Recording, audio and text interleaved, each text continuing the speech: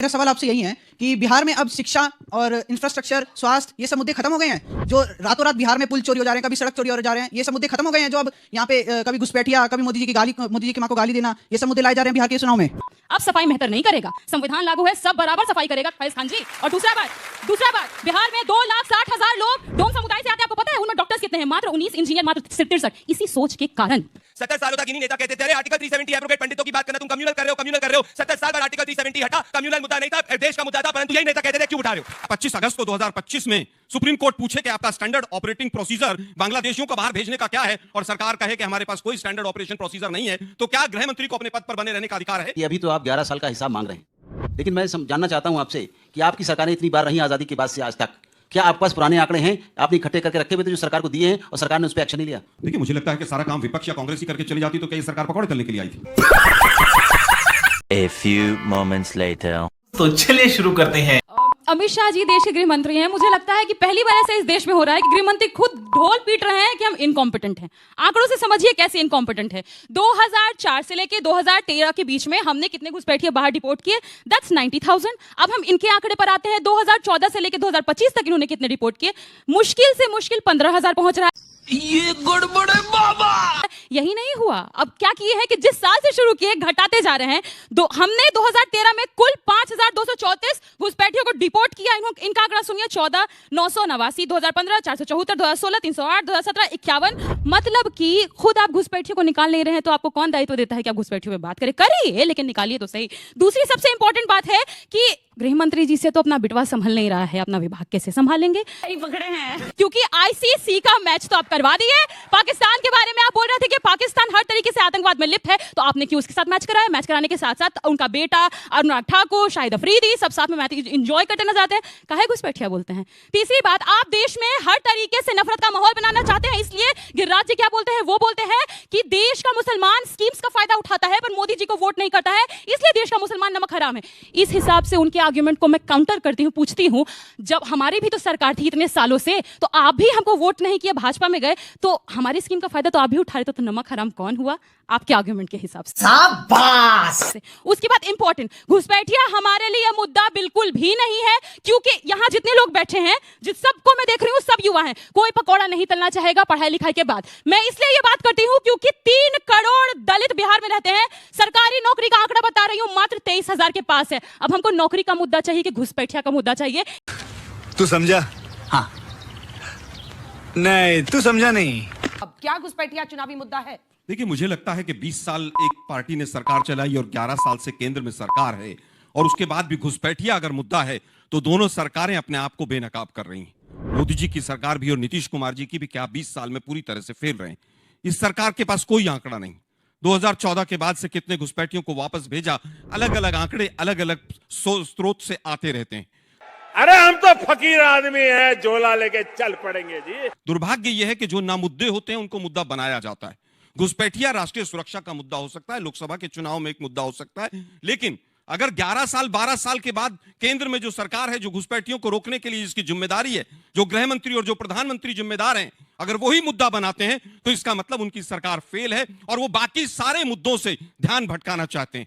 मुद्दा है शिक्षा का, पलायन का, भ्रष्टाचार का, 70 करोड़ के भ्रष्टाचार जो सीएजी ने उजागर किया है, वोट चोरी का, महिला सुरक्षा का। पटना और दिल्ली सबसे ज्यादा असुरक्षित है महिलाओं के लिए, कैसे बच्चे दिल्ली में पढ़ने आते हैं, ये तमाम मुद्दे हैं। लेकिन मोदी जी की आदत है, लोकसभा का चुनाव होगा तो 80-20 की बात करेंगे, ज्यादा बच्चे वाले, कम बच्चे वाले, शमशान, कब्रिस्तान, मंगलसूत्र, भैंस खोल ले जाएंगे, मुजरा, पता नहीं कहां कहां से शब्द लेकर आते हैं।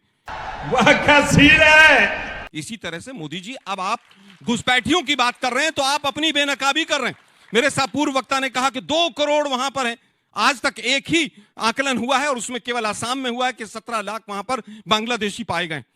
जितना भी आप कोई भी आंकड़ा उठाकर देख लीजिए, 2013 के बाद 14 के बाद आपको कोई भी ऑथेंटिक आंकड़ा नहीं मिलेगा।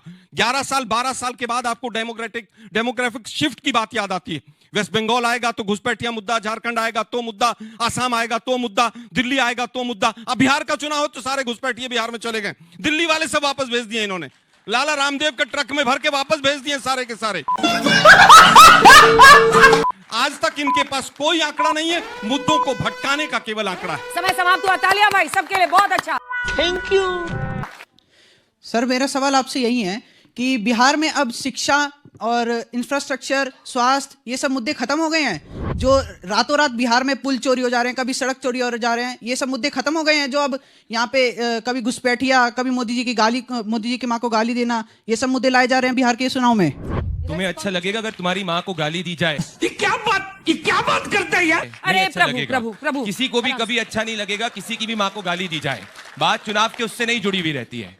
मैम मेरा मुद्दा ये है कि आपने कहा कि बीजेपी के कार्यकाल में जॉब्स नहीं मिल रही है, सरकारी जो नौकरियां हैं वो कम हो गई है और जो दलित पिछड़ा वर्ग है वो वहीं रह जा रहा है। पर आप ये नहीं देख रही कि वही जो घुसपैठी है वही बांग्लादेशी हमारी छाती पर आकर बैठ गए। चलिए, तो इसका जवाब देते हुए आप बोलेंगे। 1 मिनट का समय आपका प्रदीप भंडारी जी। चाहता हूं कि उनके क्योंकि सवाल मेरे पे इतने आरोप यहाँ पे भी लगे, पहले ये भी लगा दे, फिर मैं सबका जवाब दे दूंगा, क्योंकि आपने भी उस वक्त मुझसे सवाल पूछा था आंकड़े कितने, क्योंकि इनसे शुरू करिए। आप बोलिए। मैं यहाँ पर बैठती हूँ, आप लोग तय कर लीजिए। अरे कहना क्या चाहते हो? पहले प्रियंका सवाल- भारती जी, प्रियंका भारती जी, ठीक है, इस विषय पर बोलने का आपका 60 सेकंड का समय शुरू होता है अब। सबसे पहले मैं कंडेम करना चाहूंगी जो अभी इससे पहले फैज खान जी यहाँ पर आए थे, उन्होंने कहा सफाई मेहतर करेगा ना। अब सफाई मेहतर नहीं करेगा, संविधान लागू है, सब बराबर सफाई करेगा फैज खान जी। और दूसरा बात, बिहार में 2,60,000 लोग डोम समुदाय से आते हैं, आपको पता है उनमें डॉक्टर्स कितने हैं? मात्र 19, इंजीनियर मात्र 63। इसी सोच के कारण झुके रहना पड़ेगा मेरे आगे। जब तक ये सोच खत्म नहीं होगी तब तक लोग बराबरी पर नहीं आएंगे। दूसरी बात, अभी जेडीयू के प्रवक्ता यहाँ पर बोल करके गए कि 2 करोड़ घुसपैठिया है। नहीं, फिर वहां आप गलत, क्योंकि खुद एसआईआर में चुनाव आयोग ने एफिडेविट दिया है सुप्रीम कोर्ट को, एक को घुसपैठिया नहीं मिला, फिर खत्म। उसके बाद आपने बोला सैचुरेशन रेट बहुत ज्यादा है, आधार कार्ड बहुत ज्यादा बन गया, फिर वहां गलत, क्योंकि वहां पर मैं आपको बता रही हूँ कि जो आप आंकड़ा जोड़ रहे हैं ना, आप आबादी ले रहे हैं 2011 के सेंसस वाला, आधार कार्ड जोड़ रहे हैं अभी वाला, तब तो फिर गड़बड़ाएगा ही। और बात तो सही है। और आखिरी बात, हम बिहार से हैं, बिहार का सबसे बड़ा मुद्दा है बेरोजगारी, पलायन, गरीबी, भुखमरी, और जब तक इसकी समस्या खत्म नहीं होती है, समय समाप्त हुआ। शाबाश। अब चलिए उस बच्चे के सवाल का जवाब देने का और जो आपका रिबटल आपको करना हो किसी पार्टिसिपेंट का, आपका 7 सेकंड का समय प्रदीप भंडारी जी शुरू होता है अब। यहाँ पे एक जज झारखंड से आते हैं।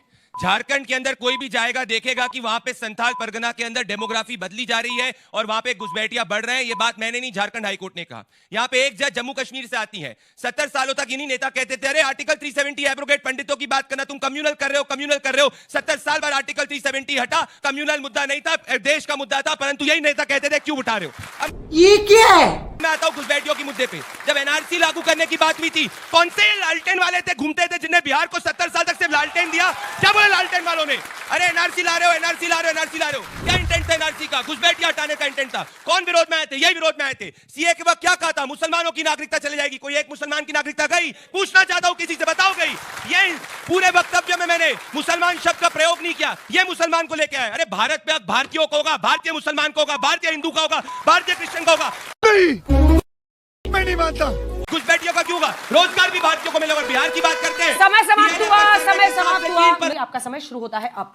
देखिए, मुझे लगता है घर का मुखिया ही 11 साल के बाद कहे कि मेरे घर में घुसपैठिए घुस आए हैं और मेरे घर के संसाधन खा गए हैं, तो क्या उस मुखिया को घर का मुखिया बने रहने का कोई अधिकार है?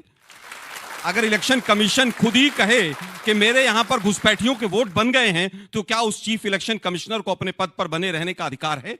यही नहीं, अभी और सुनिए। अगर 25 अगस्त को 2025 में सुप्रीम कोर्ट पूछे कि आपका स्टैंडर्ड ऑपरेटिंग प्रोसीजर बांग्लादेशियों को बाहर भेजने का क्या है, और सरकार कहे कि हमारे पास कोई स्टैंडर्ड ऑपरेशन प्रोसीजर नहीं है, तो क्या गृह मंत्री को अपने पद पर बने रहने का अधिकार है? एसआईआर में यह नहीं पता कितने घुसपैठिए के वोट बने कि नहीं बने।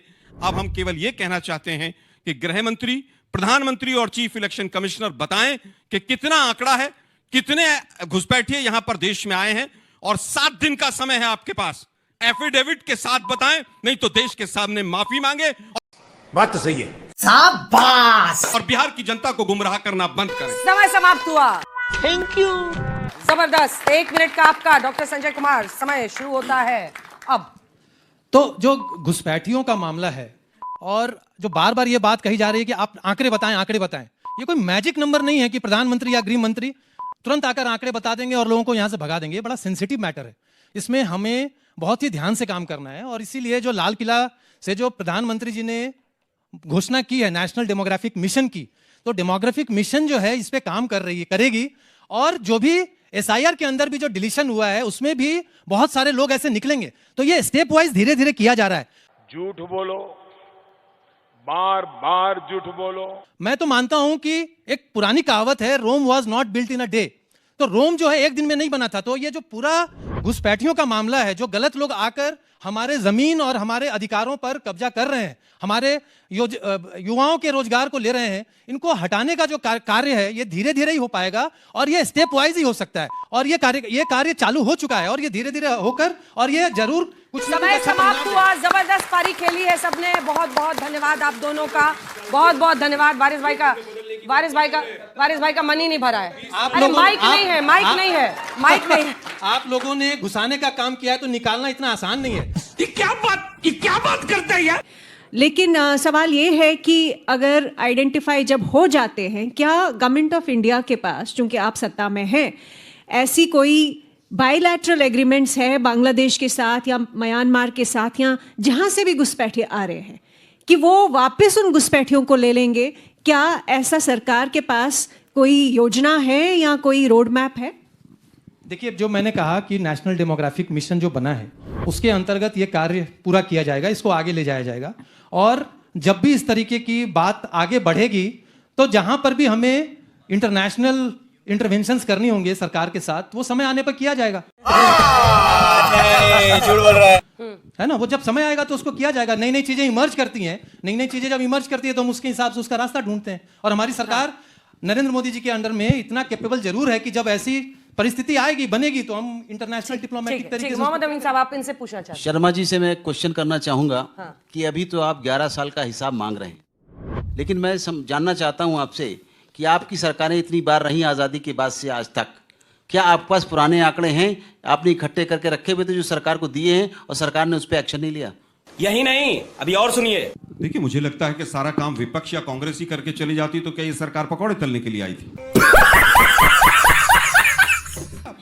मेरा केवल ये कहना है कि आसाम में केवल इस तरह की एक एक्सरसाइज हुई थी और वो भी कांग्रेस ने ही कराई थी और उसमें 17 लाख विदेशियों को पाया गया था।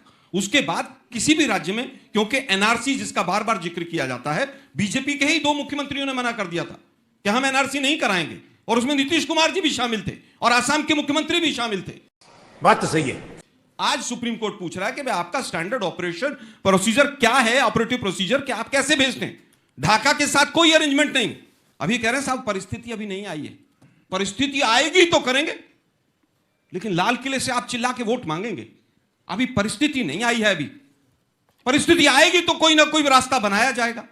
एक स्टैंडर्ड ऑपरेटिव प्रोसीजर है, पहले से चला आ रहा है, और उसी के तहत 2004 से 2014 तक लगभग 90,000 बांग्लादेशियों को वापस भेजा गया था। यही नहीं, अभी और सुनिए।